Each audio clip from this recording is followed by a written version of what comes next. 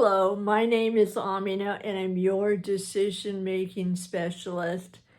And today is June 30th, which means it is day 106. I lost track. 106 days. And today I would like to just take a few moments and then extend them myself, and you extend them the way you want, and I hope everyone will extend them the way they feel best. And what I want to offer is that we take a moment or two and honor that in the midst of all of this COVID-19 and all the protocols and all the numbers and all that we know and most of all that we don't know about the prognosis, even though I'm hoping that you keep hope that we meaning the experts out there, and maybe some of you, if you're involved, will find a vaccine, will find some answers to the questions that help put the pieces together to smooth out our lives a bit. And until then, today, right now and right here, I would like for all of us, if you're willing, to take those few moments and honor that in the midst of everything, there is more than an eyelash of grief, of loss, of a past that we long for, of things that we would like to do, ways we would like to be living, and all the areas of our lives that we would like to be moving forward that suddenly just stopped or slowed down, that we're not sure if they'll come back or how they will.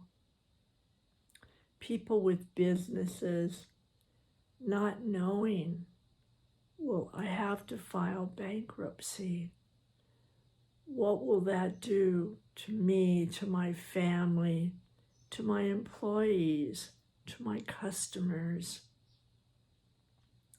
How will I be able to review and retool and rework my business to fit as many needs as possible?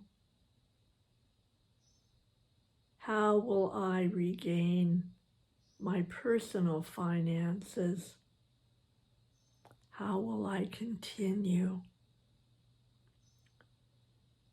And for some of us, how will I feed myself, my children,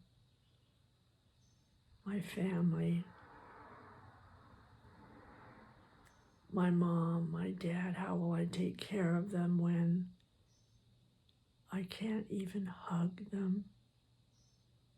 And if I go near them, I'm afraid that instead of spreading my love, I may unknowingly and unintentionally be spreading a virus that I'm carrying and may not even know.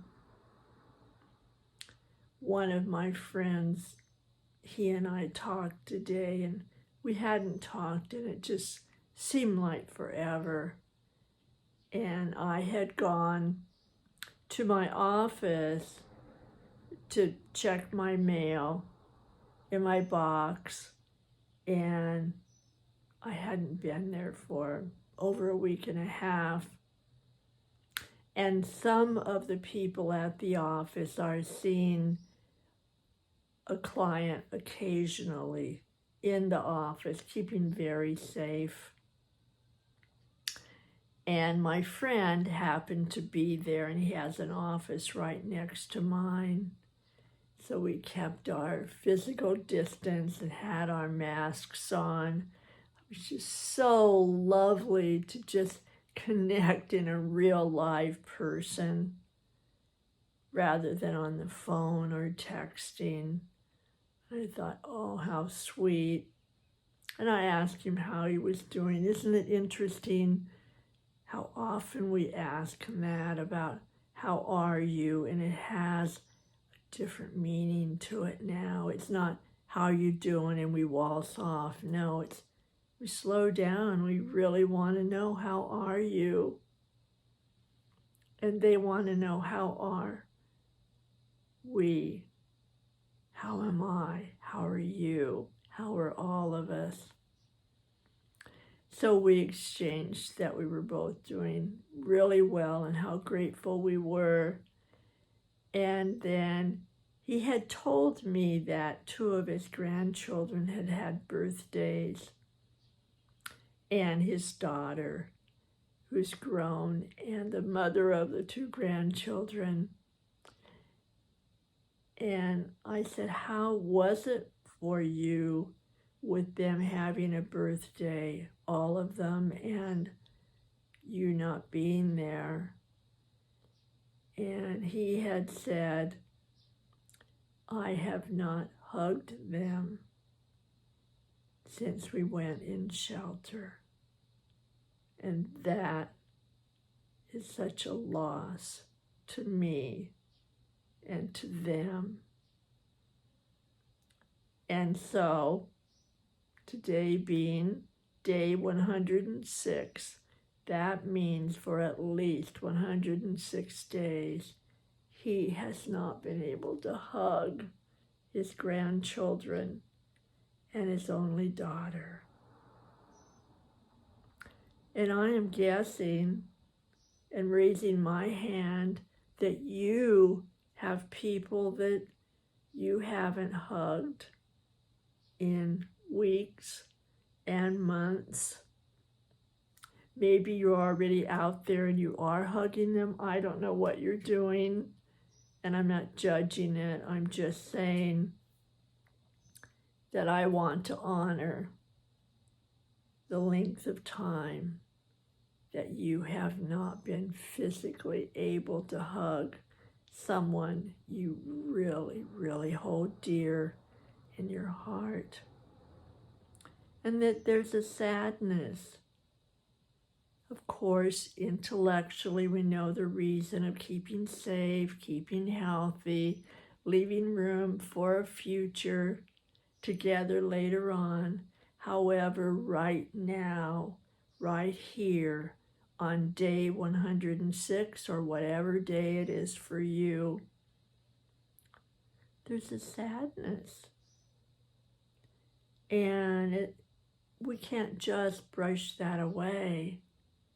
We cannot look at it. We can pretend. We can shift our focus. We can do a lot of different things. It's just that back here and in our arms is that ache, that warmth, that sense of a heartbeat of both of you joining together. That's hard, very hard. So many things are still unknown. And so many things people still talk about getting back to normal. Meanwhile, we have to learn to live with some of that sadness and some of the sorrow while we're moving on, while we're writing our story, thinking about our legacy. It's just, I also want to honor those feelings. And that, of course, is the reason that I invented And, because you are going on with your life, I hope, and you're doing your very best to keep healthy and safe and leave room for joy. And you're still writing your story and adding to your legacy in whatever way you're doing it. And along the way, sometimes we stub our toe as we're walking and we look down and we think, a little bit of grief there, a little bit of something that I lost. And be sure to keep that memory and hang on to it, because that is a memory you want to keep, and that is a memory that you want to walk into. Keep the memories handy. Don't forget them.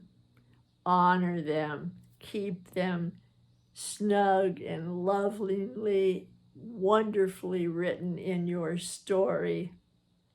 They are precious. And you are really important.